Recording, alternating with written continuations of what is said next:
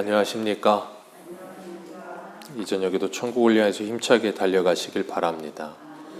오늘은 우리가 벨직 신앙 고백서 19번째 시간으로 하나님의 아들의 성육신이라는 제목으로 같이 말씀을 나누도록 하겠습니다.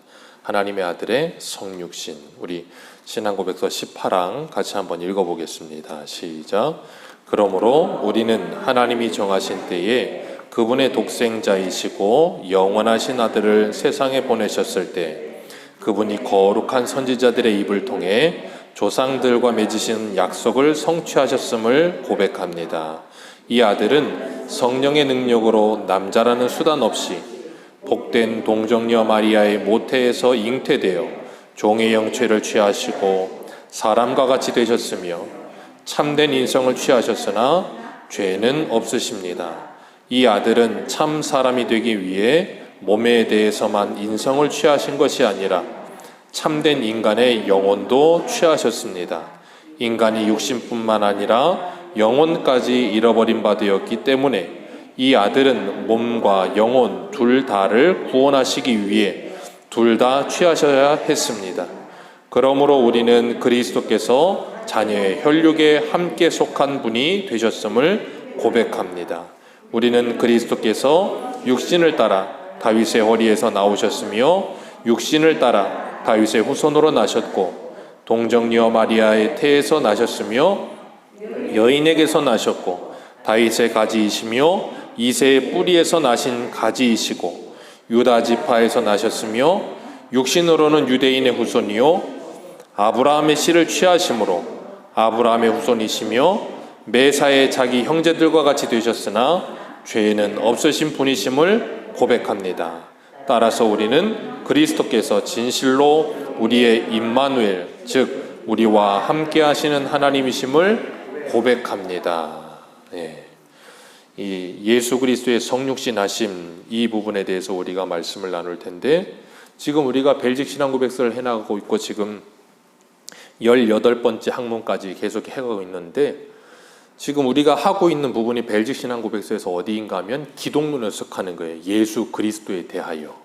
벨직 신앙 고백서의 순서가 성경론, 제일 첫 번째가 성경이란 무엇인가, 그 다음이 신론, 하나님은 누구이신가, 그 다음이 사람에 대한 인간론, 사람은 무엇인가, 그 다음이 뭐냐면 예수 그리스도예요. 기독론. 왜요? 성경을 알고 하나님을 알고 그 다음 사람을 알면 사람이 얼마나 죄악된 줄 알고 그 사람의 죄를 해결할 수 있는 방법이 어디에도 없음을 알기에 누가 필요해요? 예수 그리스도가 필요한 거예요. 그리고 기독론을 지나고 나면 구원론이 나오는 겁니다. 예수 그리스도가 누구이신가? 그리고 구원론이 뭔가? 그리고 구원론이 지나고 나면 교회론, 그리스도를 믿은 성도가 이 땅에서 교회로서 어떻게 살아야 하는가? 그리고 마지막이 뭐예요? 종말론. 이게 조직신학적인 순서에 따라서, 이 조직신학 순서는 우리의 구원의 순서와도 동일해요. 그 구원의 순서를 일련에 이렇게 설명해 놓으면서 구원의 서정이 어떻게 되는지를 우리에게 보여주고 있습니다. 지난주에는 하나님께서 불순종간 아담과 하와를 찾아오셨다 그랬어요. 그죠? 그리고 그들의 이름을 부르셨어요. 아담아, 네가 어디 있느냐? 그게 뭘 의미한다 그랬어요? 하나님의 낯을 피하여 선악과를 먹고 죄를 지어서 하나님을 피해 도망친 아담과 하와를 부르시는 이유가 뭐라 그랬어요? 그들을 구원하시기 위해서. 주님께서 그들을 구원하시기 위해서 그들을 찾으시는 거예요. 하나님께서는 그들을 찾으셨던 것처럼 오늘 저와 여러분들도 찾으시는 줄 믿으시길 바랍니다. 아담과 하와가 있어야 할 자리는 어디예요? 하나님 앞이에요. 나무 뒤에 숨어 있는 게 아니라 하나님 앞에 있어야 되는 거예요. 오늘 우리들도 마찬가지, 우리가 있어야 될 자리는 어디예요? 하나님 앞이에요. 다른 데 있어서는 안 되는 거예요. 성도가 있어야 될 자리는 예배의 자리이지 다른 자리에 가 있으면 안 되는 거예요. 예배 자리에 있어야지, 성도가 예배 자리에 있어야 시간에 자꾸 가지 말아야 될 자리에 가 있고 가지 말아야 될 사람들을 만나고 있고 먹지 말아야 될 걸 먹고 있다면 그건 우리의 자리를 이탈하는 거예요. 주님께서 그럼 우리를 찾아오셔서 뭐라 하신다고요? 부르신다니까요. 자꾸 너 지금 뭐 하고 있느냐 물으시는 거예요. 우리한테. 그것뿐 아니라 우리들이 있어야 될 자리, 우리가 교회에서도 그리고 가정에서도 일터에서도 우리가 맡은 그 자리가 있어요. 하나님이 그 자리를 우리에게 맡기시고 우리에게 자꾸 물으세요. 너 지금 어디 있느냐 물으시는 거예요. 그 주님의 물으심에 답하며 사시기를 축복합니다. 성도는 그래서 가야 할 자리, 가지 말아야 할 자리, 내가 있어야 할 자리, 있지 말아야 할 자리 분별하며 살아요. 그걸 지혜라고 부르죠. 하나님께서 우리에게 그런 지혜를 주셔서 이 땅을 살아가면서 우리가 이 땅에서 영원히 살지 않고 우리의 본향인, 더 나은 본향인 천국을 향해 달려가는 이 땅에서 나그네와 외국인과 거류인으로 살아야 하는 인생이라는 것을 잊지 말고 기억하시길 축복합니다. 세상 사람들은 그걸 몰라요. 자기 주변의 사람들이 자꾸 한 명씩 한 명씩 떠나가는 걸 봐요. 그러면서 사람들은 돌아가셨다고 말도 합니다. 그러면서도 자기는 절대 돌아가지 않을 거라고 생각해요. 자기는 절대 죽지 않을 거라고 생각해요. 그래서 천년만년 살 것처럼 살아요. 성도는 그런 세상 속에서 뭐예요? 자꾸 깨어나는 거예요. 나는 이 땅에서 영원히 살 사람이 아니구나. 나는 천국에 가야 될 사람들이구나. 천국 백성으로 살기 위해 그 천국의 소망을 가져야 되는 사람들이구나 하는 것을 하나님께서 우리에게 자꾸 깨닫게 하세요. 그래서 오늘 새벽에 이스라엘 백성들이 드디어 바로에게서 떠나 이제 출애굽을 시작했어요. 출애굽을 시작했는데 블레셋 사람의 길이 아니라 어디로 가요? 하나님께서 그들을 돌려 홍해 광야길로 가게 하셨다 그랬어요. 그런 것처럼 우리가 이 땅을 살면서 우리가 끊어버려야 될 애굽성, 옛사람의 본성들을 끊어내게 하시기 위해 하나님이 뭐 하신다고 우리를 돌아가게 하세요. 그래서 우리의 인생길이 자꾸 돌고 돌아요. 여러 가지 환경과 상황으로 돌고 돕니다. 직선으로 가면 빠른데 그러지 않아요. 계속해서 돌아요. 그걸 우리들은 왜 그런다 그랬어요? 하나님께서 우리 안에 있는 우리 옛사람을 벗어버리게 하시기 위한 하나님의 아름다운 섭리하심이에요. 근데 우리는 뭐라고 생각하냐면 왜 내 인생은 이래야 되는가라고 자꾸 이야기를 해요.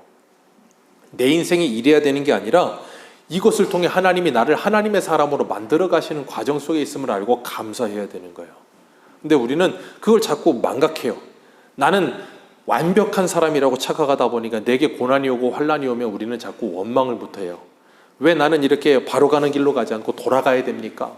나는 왜 이렇게 굽이지고 왜 이렇게 나는 이렇게 그냥 바람 잘 날이 없어야 됩니까? 그런 생각을 많이 해요. 기억하십시오. 그게 내가 하나님의 자녀라는 증거예요. 세상 사람들은 그런 바람 잘 날이 별로 없을 수도 있어요. 왜? 하나님께서 그냥 내버려 두시니까. 근데 우리는 하나님의 자녀라서 내어버려 두질 않으시는 거예요. 그러니까 예수 그리스도 밖에 있는 사람들과 나를 보면 예수 그리스도 밖에 있는 사람들이 더 오히려 이 세상에선 평안할 수도 있어요. 더 힘든 일이 없을 수도 있고요. 더 고민이 없을 수도 있어요. 근데 예수를 믿는 나는 그게 더 많아. 그걸 감사하세요. 그게 내가 하나님의 자녀가 되기 위한 하나님의 나를 다듬어 가시는 과정 속에 있는 거예요. 그래서 히브리서 12장에도 뭐라 그래요? 징계가 없으면 사생자라. 징계가 그 당시에는 괴로워 보이나 누구든지 괴로워요 징계는. 그러나 후에는 의의 평강한 열매를 맺느니라. 하나님께서 그렇게 의의 평강한 열매를 맺어주실 걸 믿고 우리는 뭐예요? 오늘을 걸어가는 거예요. 그 주님을 따라가는 겁니다. 그렇기 때문에 하나님께서 우리들에게는 그 모든 것이 이렇게 합력하여서 선을 이루어 가시면서 우리에게 천국 소망이 더 풍성해지게 하세요. 그래서 세상만 바라보던 인생이 이제는 뭐예요? 이제는 위를 좀 바라보며 살게 되는 거예요. 왜? 세상락이 없어지기 시작하는 거예요. 세상이 자꾸 싫어지는 거예요. 참 괴롭다 하는 생각이 자꾸 드는 거예요. 그러면 그럴수록 우리에게는 천국 소망이 풍성해져야 되는 거예요. 그냥 괴롭다로 끝나면 안 되는 거고, 천국 소망이 풍성해지면 풍성해질수록 우리는 뭐예요? 아멘 주 예수요 어서 오시옵소서. 그 소망으로 더 풍성해지게 하시는 거예요 하나님께서. 그래서 우리 찬송가에도 그런 거잖아요. 이 풍랑이 나요 더 빨리 갑니다.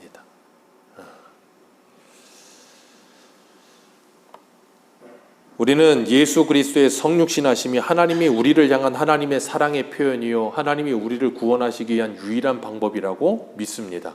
그리고 성경은 구약 성경은 오실 메시아에 대해서 우리에게 말씀하시고 계시고 신약 성경은 그 구약에 예언하신 그 메시아가 오셨고 그리고 그 오신 메시아에 대해서 말씀하고 있고 그리고 다시 오실 메시아에 대해서 재림의 주님에 대해서 우리에게 말씀하고 계세요. 그렇기 때문에 구약과 신약은 모두 다 누구를 말씀하고 있어요? 예수 그리스도를 말씀하고 있는 거예요. 그 예수 그리스도를 통해서 하나님의 사랑이 어떠한 것인지를 우리에게 끊임없이 가르쳐 주시는 겁니다. 그런데 이단들은 그 예수가 그리스도임을 믿질 않아요. 그 예수가 그리스도임을 믿지 않는 게 이단이에요.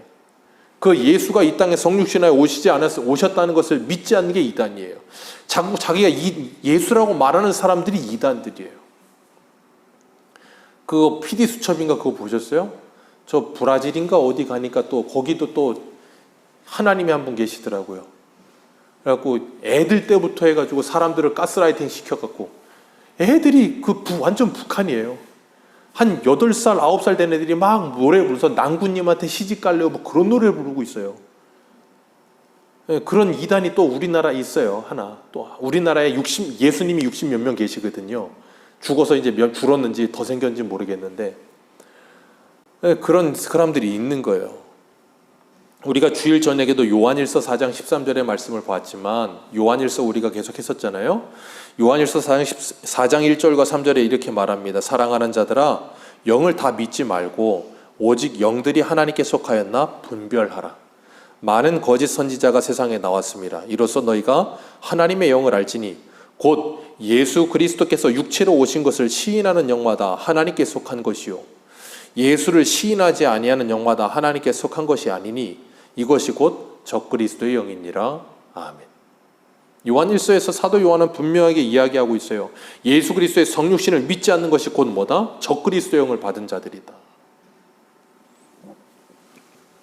기독교 신앙의 역사 속에서 예수 그리스도에 대한 분명한 지식이 없었던 수많은 이단들이 있습니다. 기독교 역사 속에 이단이 가장 많이 나온 부분이 바로 예수 그리스도, 기독론에 대한 부분이에요. 왜냐하면 하나님이 어떻게 이 사람이 되실 수 있는가? 이해할 수가 없는 거예요. 어떻게 동정녀의 몸에서 사람이 태어날 수 있는가? 이해할 수 없는 거예요. 어떻게 죽으신 분이 부활할 수 있는가? 어떻게 완벽한 하나님이고 완전한 사람일 수 있는가? 그런 거를 믿을 수가 없는 거예요. 그래서 이 기독론에서 이단들이 가장 많이 나오게 되는데 사도 바울은 고린도전서 15장에도 분명히 이야기하죠. 예수 그리스도의 이 땅에 오심과 십자가의 죽으심과 부활하심과 승천하심과 다시 오심이 없으면 우리의 믿음은 아무것도 아니다. 그리고 자기가 전하는 복음도 다 거짓말이다. 헛된 것이다. 그렇게 이야기하잖아요. 그렇기 때문에 우리가 오늘 본문 4절 말씀 우리 같이 한번 읽어볼까요? 4절입니다. 같이 읽습니다. 시작. 때가 참에 하나님이 그 아들을 보내사 여자에게서 나게 하시고 율법 아래 아멘. 여기 보니까 뭐예요? 때가 참에 그랬어요. 이때는 누구의 때예요? 하나님의 때. 하나님께서 때가 참에 예수 그리스도를 보내셨대요. 언제 이 말씀하셨는데요? 우리 지난주에 말씀 봤죠? 창세기 3장 15절에서 여자의 후손이 뱀의 후손의 머리를 짓밟으리라. 그 예언의 말씀을 하셨고 그 말씀을 하시고 나서 한참이 지나 때가 참에 예수님이 오신다니까요. 그러니까 이 하나님의 때는 사람의 때와 어때요? 달라요. 우리 생각에는 하나님이 예수님을 빨리 보내주시면 좋을 것 같은데 그렇지 않더라는 거예요. 몇천 년이 지나서 예수님이 오셨다니까요. 그 말씀을 하시고도. 그리고 나서 때가 참에 마침내 주님께서 그 아들을 여자에게서 나게 하시고 율법 아래 나게 하셨다라고 말씀하세요. 그리고 그 언약이 이루어지게 하셨어요. 그래서 우리는 지금 그 언약이 이루어진 걸 뭐예요? 봤어요. 성경을 통해서. 아멘이십니까? 그 언약이 성취된 것을 봤기 때문에 우리는 뭐예요? 다시 오실 예수님이 곧 오시겠다고 하신 그 말씀이 뭐 하는 거예요? 믿어지는 거예요. 그러니까 우리는 구약을 통해서 그 구약의 언약의 말씀이 성취된 걸 신약을 통해 확인하며 그리고 주님께서 다시 하신 그 말씀이 또 성취될 걸 믿고 뭐예요? 믿음으로 오늘을 기다리며 살아가는 거예요. 그게 소망의 인내잖아요.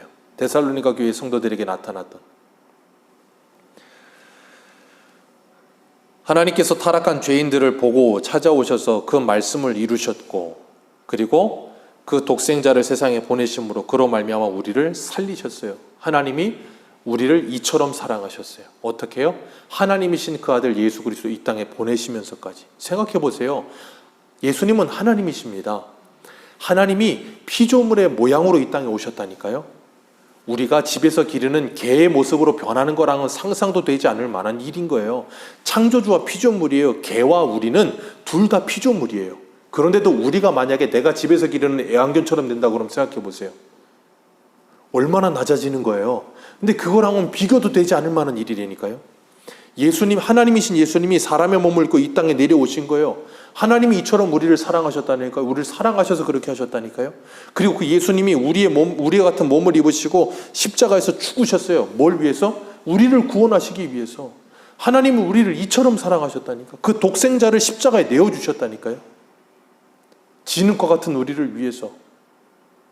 저와 여러분을 통해 위해서 하나님이 예수님을 내어주신 거예요. 그 아들을. 세상에 어느 부모가 그 아들을 남을 위해서 내어줄 수 있겠어요? 못 내어줍니다. 하나님은 우리를 위해 그렇게 하셨다니까요. 우리가 그 사랑을 받은 사람들이에요. 그리고 그 은혜를 받은 사람들입니다. 그걸 믿는 사람들은 주님이 이 땅에 오셨음을 믿고 감사하는 삶을 살지만, 믿지 않는 사람들은 그 주님이 오신 날을 뭐예요? 그냥 하나의 축제날로 생각하는 거예요. 그러니까 자꾸 뭐예요? 이제는 메리 크리스마스라는 말도 점점점 사라지고 있습니다. 아세요? 미국은 메리 크리스마스라고 잘 안 한대요. 해피 홀리데이라고 부른대요. 예수님이 오신 날이라고 말하는 게 아니라 해피 홀리데이, 그렇게 부른대요. 그냥 거룩한 날이다. 그게 뭔 날인데 그 의미를 완전 퇴색시켜버리는 거예요. 점점점. 우리나라도 마찬가지예요. 성탄절 하면 사람들은 뭐 해요? 그냥 트리에다가 등 밝히고 그냥 즐겁게 노는 날이에요. 그냥 휴일이지 그 의미가 뭔지 사람들이 점점점 퇴색되어 가고 잊어버리고 있어요. 그 예수님이 왜 오셨는지도 몰라요. 그런 세상 속에서 우리는 하나님의 말씀을 믿고 살아가는 거예요. 그 예수님께서 우리의 죄를 구원하시기 위해서 오늘 본문 4절에 5절에 뭐라 그러셨어요? 같이 읽습니다. 5절입니다. 시작.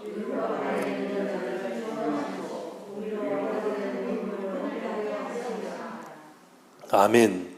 율법 아래 있는 자들을 속량하시고 아들의 명분을 주시려고. 예수님이 여자의 몸에서 나셨고 율법 아래 나셨다, 그렇게 말씀하고 있어요. 사도 바울은 이렇게 겸손하신 예수님을 보면서 빌립보서 2장 5절에 이렇게 말합니다. 너희 안에 이 마음을 품으라. 곧 그리스도 예수의 마음이라. 겸손함을 가지라. 그는 근본 하나님과 본체시나 하나님과 동등됨을 취할 것으로 여기지 아니하시고 오히려 자기를 비워 종의 형체를 가지고 사람과 같이 되셨고 사람의 모양으로 나타나셔 자기를 낮추시고 죽기까지 복종하셨으니 곧 십자가에 죽으심이라. 너희는 이 예수를 배우라. 이 예수의 마음을 품으라. 왜요? 우리는 남을 나보다 낮게 여기보다는 남을 나보다 밑으로 보는 경향이 더 많아요. 사람은 본성적으로 그렇습니다. 그래 우리는 본성적으로 교만해요. 왜요? 아담과 하와가 먹은 선악과를 인하여 이 모든 인류는 스스로가 하나님의 자리에 올라서려는 본성이 있어요. 그래서 그냥 내버려 두면 스스로 하나님 자리에 앉습니다. 그게 사람이에요. 그래서 우리는 하나님의 은혜가 아니고선 우리 자리를 몰라요, 잘. 그래서 하나님의 은혜를 받아서 우리가 어떤 자리에 있어야 되는 사람인지를 알게 될 때 우리는 겸손을 배우거든요. 그걸 어디서 배워요?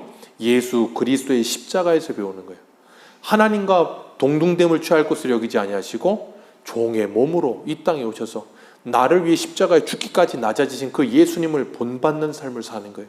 그래서 우리는 예수님을 묵상하고 예수님을 바라볼 때 겸손이 나오는 거예요. 예수님을 보지 않으면 참된 겸손은 나오지 않습니다. 그래서 내가 얼마나 패역한 죄인인지 분명하게 깨닫고 그런 나를 위해 오신 예수 그리스도의 십자가의 은혜를 분명히 깨닫게 될 때 우리는 하나님 앞에 참된 겸손의 모습이 나와요. 그리고 오늘 본문에 율법 아래 나게 하신 이유는 율법 아래 갇힌 자들을 속량하기 위함이라 그랬는데 우리 갈라디아서 오늘 본문이니까 3장 10절을 한번 보겠습니다.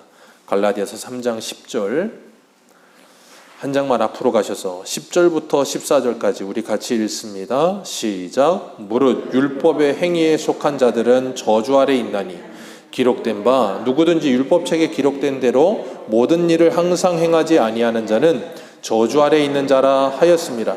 또 하나님 앞에서 아무도 율법으로 말미암아 의롭게 되지 못할 것이 분명하니 이는 의인은 믿음으로 살리라 하였음이니라. 율법은 믿음에서 난 것이 아니니 율법을 행하는 자는 그 가운데서 살리라 하였느니라. 그러므로 그리스도께서 우리를 위하여 저주를 받은 율법의 저주에서 우리를 속량하셨으니 기록된 바 나무에 달린 자마다 저주 아래 있는 자라 하였습니다. 이는 그리스도 예수 안에서 아브라함의 복이 이방인에게 미치게 하고 또 우리로 하여금 믿음으로 말미암아 성령의 약속을 받게 하려 함이라. 아멘. 여기 분명히 말씀하세요. 율법의 행위로 속한 자들은 어디 아래 있다고요? 저주 아래 있느니라. 왜요? 율법책에 기록된 대로 모든 일을 항상 행하지 아니하는 자는 어디 아래 있느니라? 저주 아래 있느니라. 그게 율법 아래 매여 있는 사람들의 삶이에요. 그러니까 야고보서에도 말씀하고 있지만 우리는 율법의 모든 조항들, 하라 하지 마라 613가지의 모든 조항들, 그리고 성경책 신구약 성경의 모든 말씀들, 이걸 하나하나 조항으로 다 만들어 놓는다면 야고보서에 뭐라 그래요? 우리가 그 모든 걸 다 지키다가도 하나를 지키지 않으면 뭐 한 거라 그랬어요? 모든 걸 다 지킨 것이 아닌 것이 된다 그랬어요. 그게 율법 아래 있는 사람들의 모습인 거예요. 그러니까 율법 아래서는 어느 누구도 하나님 앞에 의롭다라는 칭함을 받을 수가 없어요. 이 세상에서 율법 아래 있는 사람들끼리 서로 이 도토리 키재기 하듯이 상대방과 나를 비교하면서 의로운 사람 아니면 불의한 사람이라고 말을 할 수는 있지만 하나님의 기준에서는 어느 누구도 자기의 의로, 도덕적, 윤리적인 모습으로 의롭다함을 칭함받을 수 있는 사람은 없단 말이에요. 그래서 누가 필요해요? 예수 그리스도가 필요한 거예요. 그래서 예수님이 율법 아래 나셔서 그들을 그 율법에서 속량하시는 거예요. 그래서 우리를 대신하여 그 율법의 요구를 뭐 하세요? 다 이루시는 거예요. 그러니까 예수님이 이 땅에 오셔서 하신 일이 뭐냐면 하나님의 율법에 있는 모든 말씀을 다 지켜 행하셨어요. 율법의 모든 말씀을 다 지켜 행하심으로 자, 우리가 구원받을 수 있는 길이 두 가지 있거든요. 첫 번째, 하나님의 모든 말씀을 다 지켜 행하면 구원받습니다. 두 번째, 예수 그리스도를 믿으면 구원받습니다. 그런데 이 첫 번째 길은 어느 누구도 할 수 있는 사람이 없어요. 그래서 의인은 없나니 하나도 없다고 말씀하시는 거예요. 그래서 그런 우리를 구원하시기 위해 누가 오셨냐면 예수 그리스도가 이 땅에 사람의 몸을 입고 오셨어요. 그래서 하나님의 모든 율법을 다 행하셨어요. 그리고 다 이루시고 뭐가 되셨어요? 의롭다함을 받으셨어요. 하나님께 의롭다함을 받으신 이유가 뭐냐면 우리를 의롭다 하기 위하여 하나님께 의롭다함을 받으신 거예요. 우리 고린도후서 5장 21절 한 군데만 보겠습니다. 고린도후서 5장 21절.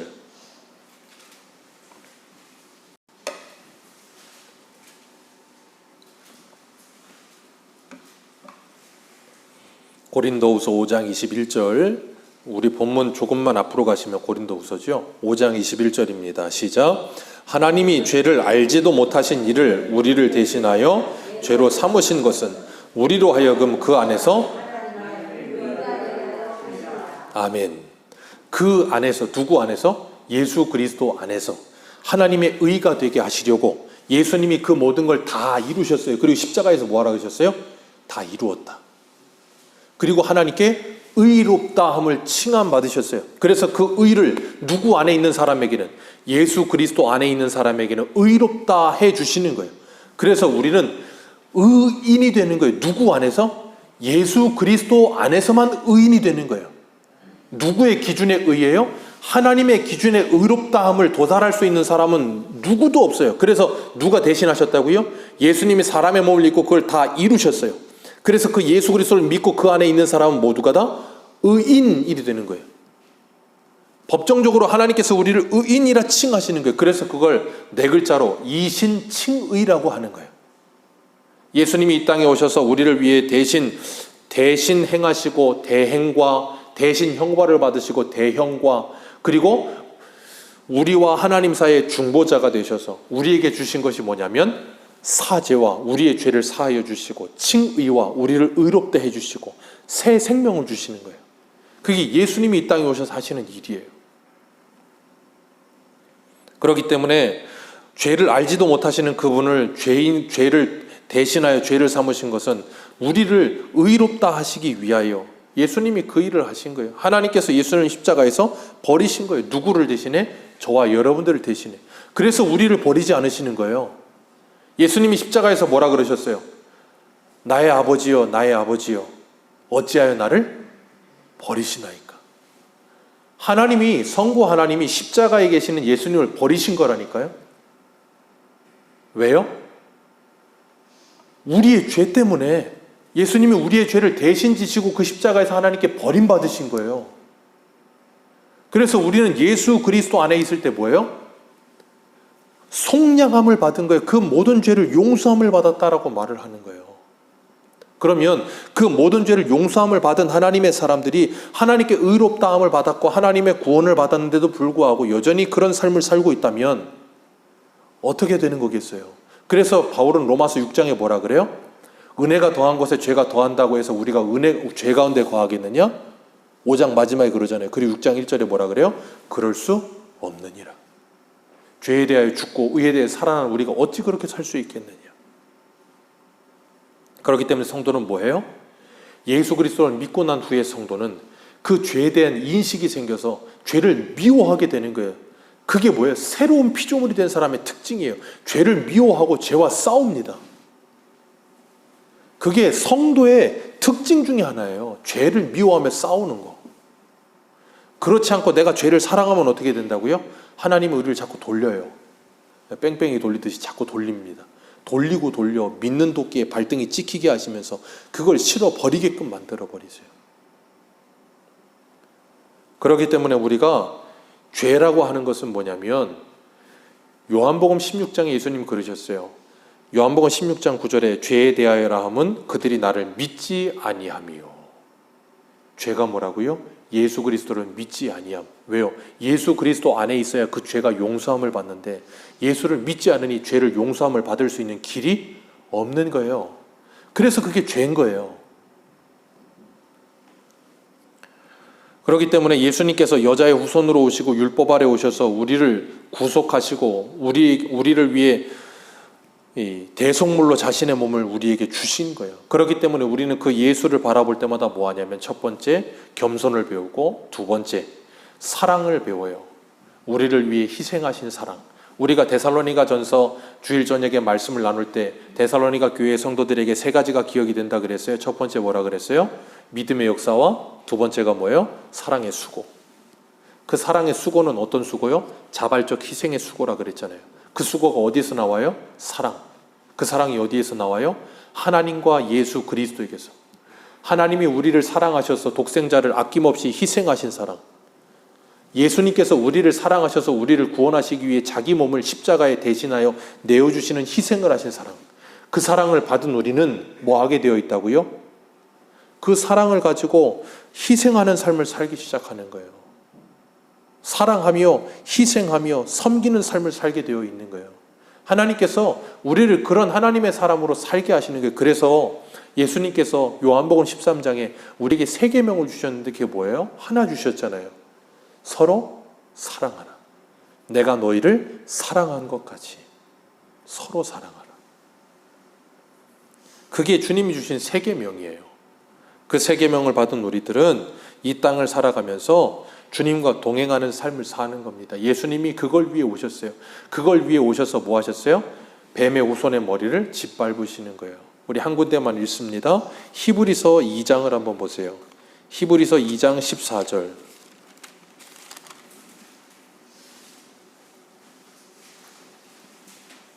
히브리서 2장 14절입니다.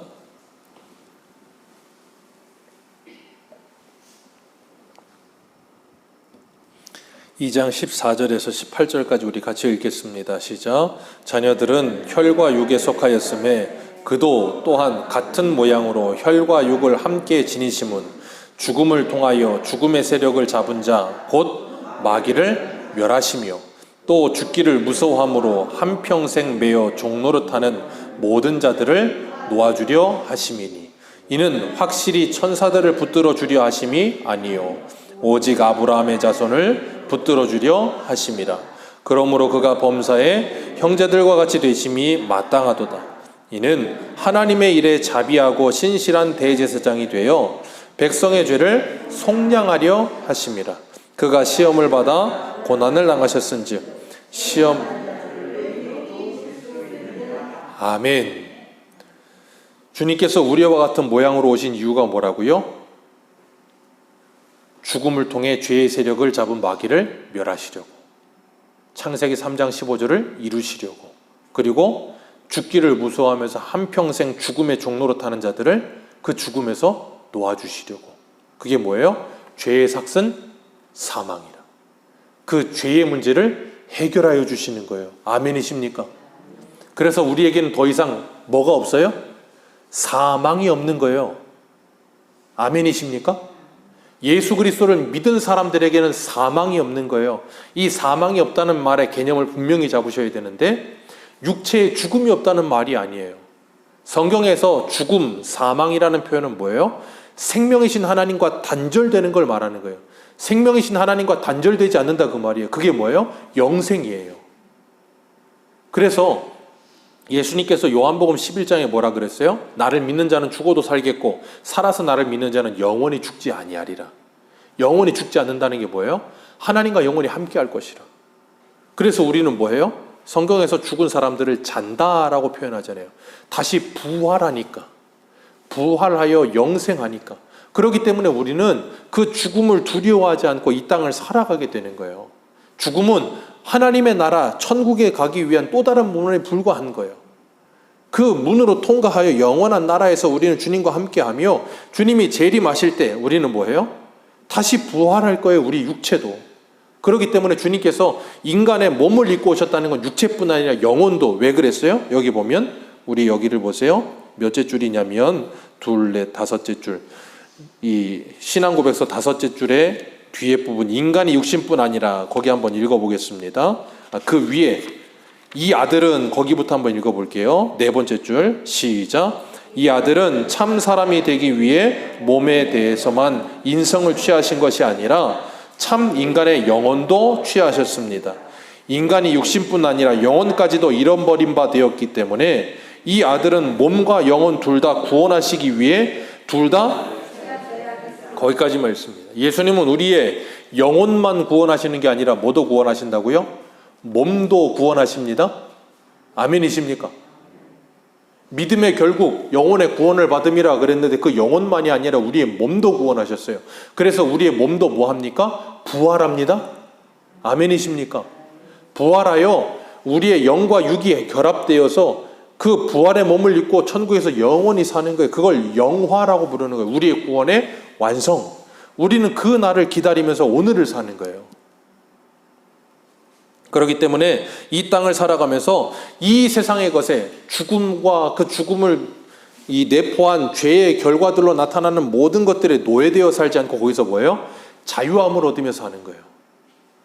그래서 성도는 열등감도 우월감도 없어요. 열등감과 우월감은 어디서 생겨요? 다른 사람과 나를 비교할 때 오는 거예요. 다른 사람이 나보다 조금 더 많은 걸 가졌다고 생각되면 나는 스스로가 열등한 것 같아요. 굉장히 못난 것 같고 모자란 것 같고. 근데 다른 사람이 나보다 좀 못한 것 같아. 그럴 때 뭐예요? 우리는 누가 시킨 것도 아니고 내가 그런 마음을 가지려고 하는데도 그런 마음을 가지려고 한 것도 아닌데도 은연중에 우월감에 젖어 살아요. 그게 사람이에요. 그런 것에서 우리를 해방시켜 주시는 거예요. 거기서 우리를 구원해 주시는 것 말이에요. 그러면 열등감도 사라지고 우월감도 사라져 가는 거예요. 성도에게는. 그게 진리 안에 자유함을 누리는 거예요. 그리고 나면 세상 사람을 부러워하지 않아요. 세상에 돈 많이 가지면 뭘 합니까? 세상에 뭘 많이 누리면 뭘 합니까? 그러다 한 번에 가버리잖아요. 그거 다 날아가 버리잖아요. 한 번에. 참 안타깝지만 그 넥센이 아니고 그 게임에서 어딥니까? 아무튼 게임에서 우리나라 그분 돌아가셨잖아요. 재산이 10조였대요. 조라고 들어보셨습니까? 10조. 재산 10조를 가지고 자살을 해요. 그게 사람이에요. 아마 저는 죽을 때까지 조라는 걸 볼지 못할 테지만 10조를 가지고 자살한다니까요. 사람은. 그런 거예요. 사람은. 이 세상에 어떤 것도 사람의 영혼을 만족시키지 못해요. 예수 그리스도가 아니면 참된 안식은 없어요. 그래서 그걸 소유한 우리는 요셉처럼, 야곱처럼 바로왕 앞에 가서 바로를 축복하는 거예요.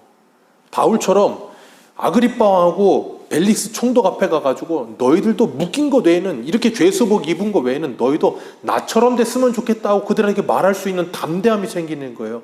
내가 그걸 정말로 소유하고 있을 때 그게 가능한 거예요.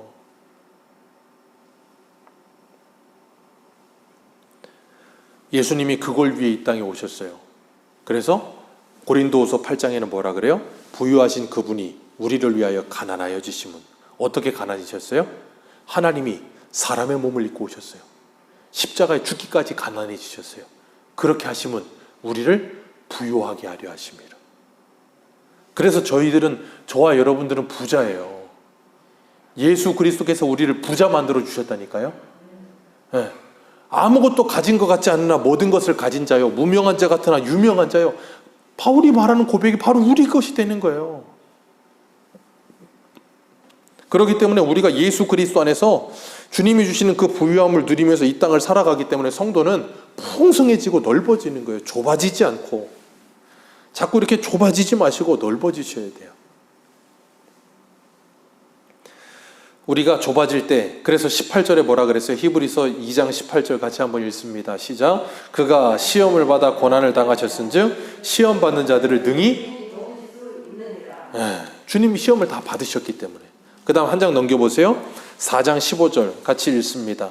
14절부터 16절까지 읽습니다. 시작. 그러므로 우리에게 큰 대제사장이 계시니 승천하시니 곧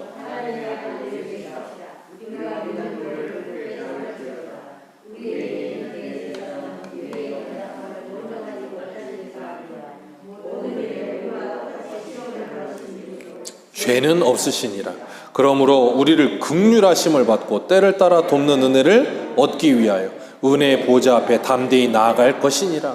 아멘. 이 은혜가 어떻게 왔다고요? 예수님이 이 땅에 육신 입고 오셔서 우리와 똑같이 시험을 받으셨고, 그래서 우리에 대해서 너무나도 잘 아신다니까요. 그리고 우리가 시험을 당할 때 피할 길을 내주시고 감당할 시험만 받게 하시고, 그리고 주님 앞에 그 긍휼을 구하며 때를 따라 돕는 은혜를 주님한테 구하면서 기도의 자리로 날마다 나오면 주님이 뭐 하신다고요? 분명히 은혜의 보좌 앞에 나온 우리를 도우시는 분이라고요. 우리에게 긍휼을 베풀어 주신다고요. 왜? 우리를 너무나 잘 이해하시는 분이에요. 왜? 사람으로 사셨기 때문에 33년을. 그래서 우리는 그 예수님 의지하여 담대히 주님 앞에 나와 뭐예요? 기도하는 게. 그래서 다른 무엇 때문이 아니라 하나님은 하나님이시니까 모를 거야. 아니요. 예수님은 우리와 똑같이 33년을 살면서 모든 시험을 다 당하셨어요. 그래서 우리에 대해 너무 잘 아세요. 우리가 지금 처해 있는 상황, 우리가 지금 처해 있는 괴로움, 우리가 지금 처해 있는 슬픔 다 아세요. 그리고 우리를 도와주시려고 기다리세요. 그래서 우리가 그 주님 앞에 나와서 기도하는 거예요. 우리가 그래서 그 주님 앞에 나와 기도하는 거예요. 왜? 나를 잘 아시니까. 예수님께서는 이 땅에 우리에게 찾아오셔서 우리를 구원하시고, 그리고 그 구원이 우리의 것이 되도록 성령 하나님께서 우리에게 그 구원을 적용시켜 주세요. 그래서 오늘 본문으로 돌아가셔서 갈라디아서 4장 6절 우리 같이 한번 읽습니다. 같이 한번 읽습니다. 시작. 너희가 아들이므로 하나님이 그 아들의 영을 우리 마음 가운데 보내사 아빠, 아버지라 부르게 하셨느니라. 너희가 아들이므로. 어떻게 아들이 됐어요? 성령으로 말미암아 아들의 영을 우리의 마음 가운데 보내셔서 하나님 아버지를 아버지라 부를 수 있게 됐다니까요. 우리는 하나님을 아버지라 불러요. 참 신기하죠. 육의 아버지가 있는데 육의 아버지도 아버지라고 부르고, 그 아들도 하나님을 아버지라 부르고, 그 손자도 하나님을 아버지라 부르고, 그러면 족보가 어떻게 되는 거예요? 다 아버지면. 근데 그렇게 아버지라 부를 수 있도록 우리를 구원하여 주셨다니까요. 그렇기 때문에 성령이 임한 사람들은 예수를 주라 시인하며 하나님을 아버지라 부를 수 있는 은혜를 받은 거예요. 그래서 그 이름을 믿는 자, 그들에게는 하나님의 자녀가 되는 권세를 주셨어요. 예수님께서는 이 땅에 성육신 하시기 위해 성령으로 말미암아 동정녀의 몸에 잉태하여 이 땅에 오셨어요. 그렇기 때문에 마리아, 그 동정녀, 처녀의 몸으로 예수님께서 이 땅에 오셨어요. 어떻게 그게 가능합니까? 신비죠. 불가능한 일이에요. 그런데 성령께서 잉태하게 하셨다니까요. 그래서 이 마리아가 복된 거예요. 그렇다고 해서 마리아가 대단한 사람은 아니에요. 기억하세요. 마리아는 사람에 불과합니다. 그러나 예수님을 잉태하여 10개월 동안이나 태에 담고 있던 놀라운 복을 받은 사람이에요. 그건 확실해요. 그런데 그 마리아를 신성시하면 안 돼요. 가톨릭은 그 마리아를 신성시해서 이런 것도 만들어냈어요. 마리아 무흠설. 마리아는 흠이 없다. 왜요? 마리아가 흠이 없어야 예수님을 잉태할 수 있다. 그러면서 마리아 무흠설을 주장하고, 또 하나 만들어낸 게 뭐냐면 마리아 승천설. 마리아가 예수님처럼 승천했대. 성경 어디에도 없는 걸 자꾸 갖다가 집어넣어요. 그러면서 뭐 하냐면 마리아의 신성시해요. 그래서 천주교에 보세요 한번. 천주교는 항상 예수님은 어떤 모양으로 되어 있어요? 아기 예수. 천주교에 항상 보세요. 예수님은 항상 아기 예수의 모습으로 있고 마리아의 품 안에 있는 모습으로 항상 그려져요. 그러면서 뭐 하냐면 마리아가 예수님의 어머니다를 강조하면서 그 예수보다 누가 큰 분으로 여겨지게 만드냐면 마리아가 예수님의 어머니로서 더 큰 분이다라고 여겨지게 만들어요. 그러면서 그 사람들은 마리아에게 기도해요. 예수님께 기도하는 게 아니라 마리아에게 기도해요. 우리는 기도하고 마지막에 누구의 이름으로 기도해요? 예수 그리스도의 이름으로 기도하잖아요. 마리아의 이름으로 기도한다고요. 왜 그러냐? 그럼 뭐라 그러는 줄 아세요? 마리아는 예수님의 어머니가 아니냐. 그러니까 우리가 마리아에게 부탁하면 예수님은 효자니까 어머니의 말을 잘 들어주신다. 그러니까 마리아에게 기도하면 그 기도는 백발백중이다. 그런 식으로 말을 해요. 얼마나 인간의 정서상 참 받아들이기가 쉽습니까? 그러니까 얼마나 웃기냐면 명동 성당에, 우리나라의 대표적인 성당에, 거기서 뭐 하는 줄 아세요? 미사 시간에 뭐 어머니 마리아인가? 그걸 뭐 5번을 외친대요. 뭐 어머니 마리아 뭐 그러면서 외친대요. 그거를. 저 이상한 걸 자꾸 하더라고. 거기서 자꾸. 그러면서 성경에도 없는 걸 자꾸 만들어내요. 왠 줄 아세요? 자기들의 교리를 강화시켜야 되니까. 그게 이단이에요. 그게 이단. 이해하시겠습니까? 오늘날은 천주교 이단하면 큰일 나는데 그게 이단이에요. 성경에도 없는 걸 자꾸 갖다 붙이는 거를. 예수님께서 이 땅에 마리아의 몸을 빌어 오셨는데 성령으로 말미암아 오셨고, 그리고 성령으로 말미암아 그 예수가 마리아의 몸에 오셨다는 걸 믿어지는 것이고, 성령으로 말미암아 그 예수가 우리를 구원하셨다는 게 믿어지는 것이고, 그 성령으로 말미암아 하나님이 우리 아버지 되심이 믿어지는 거예요. 그래서 세상 사람들도 그런 말 하잖아요. 뭘 할 때, 뭐 이렇게 운동을 할 때나 아니면 노름을 할 때나 아니면 무슨 뭘 할 때 사람들이 하는 말이 뭐예요? 뭔가 잘 돼. 그럼 뭐라 그래요, 그 사람들이? 그분이 오셨어. 그런 말 하잖아요. 그분이 왔어. 그러면서 뭐 그런 소리를 해요. 귀신하고 접했든 뭘 했든 간에 뭐가 와서 내 힘으로 하는 게 아니고 뭔가 됐다 이거예요. 세상 사람들은 그런 말을 해요. 예수를 믿는다는 건 성령이 우리 안에 찾아오시는 거예요. 아멘이십니까? 내 안에 성령이 내주하시는 거라 그 말이에요. 그래서 나와 함께 하시면서 내가 그분을 따라가도록 우리를 계속해서 이끌어 가시는 거예요. 그래서 그 성령을 거스르지 말고 성령을 소멸하지 말고, 바울이 그런 표현을 계속 쓰잖아요. 육체의 소욕을 제어하고 성령의 소욕을 따라가라. 왜요? 성령의 소욕을 따르지 않으면 육체의 소욕이 우리를 이끌어 간다니까요.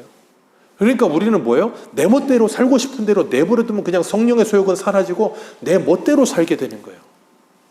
그래서 경건의 훈련이 필요한 거예요. 그래서 성령의 열매인 절제가 필요한 거예요. 그래서 우리는 뭐예요? 기도하는 거예요. 기도 안 하면 절제가 안 돼. 이 입이 절제가 안 돼.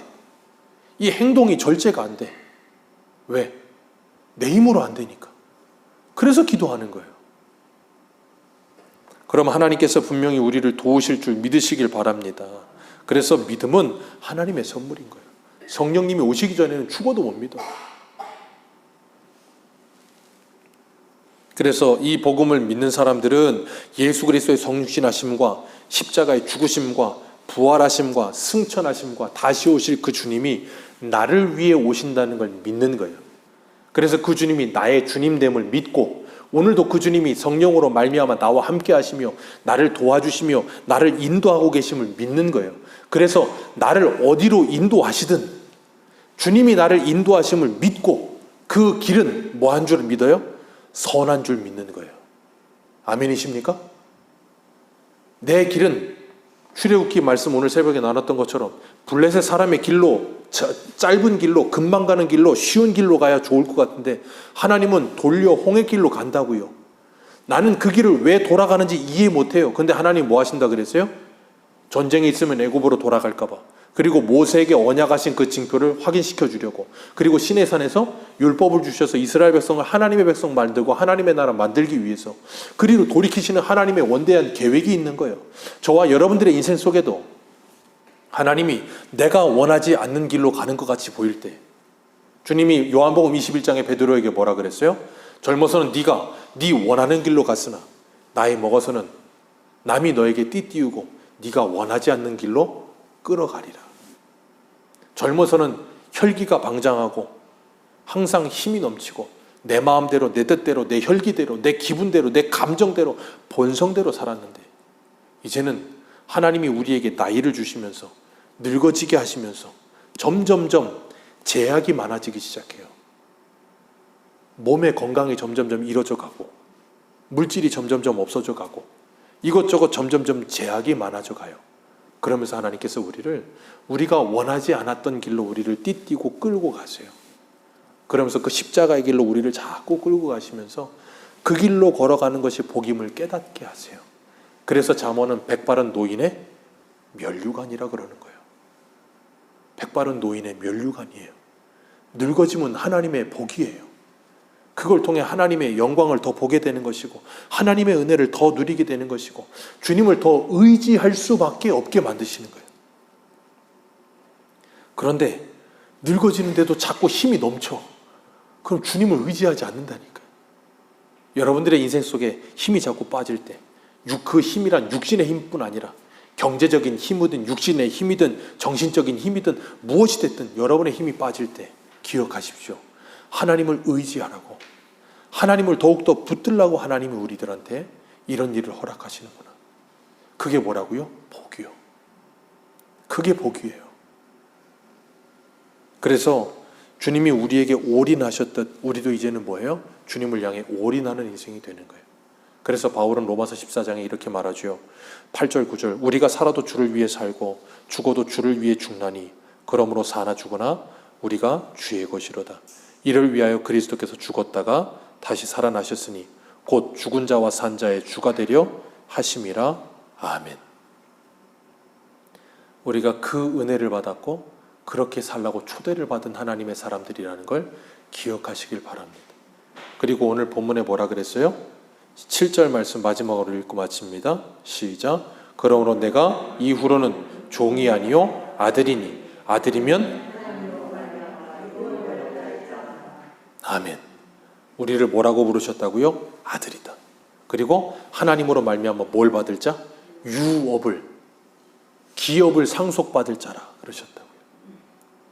그래서 로마서 8장에 뭐라 그랬어요? 성령이 친히 우리의 영과 더불어 우리가 하나님의 자녀인 걸 증거하느니 자녀이면 또한 상속자요 곧 하나님의 상속자요 그리스도와 함께한 상속자니 우리가 그와 함께 영광을 받기 위하여 고난도 함께 받아야 할 것이니라.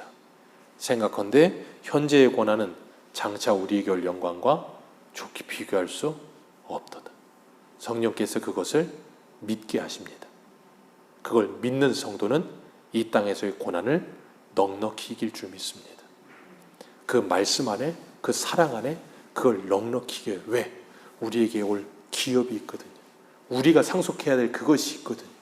그걸 바라보면서 천국 소망을 가지고 인내함으로 믿음으로 승리하는 저와 여러분들 되시기를 축복합니다. 기도하겠습니다.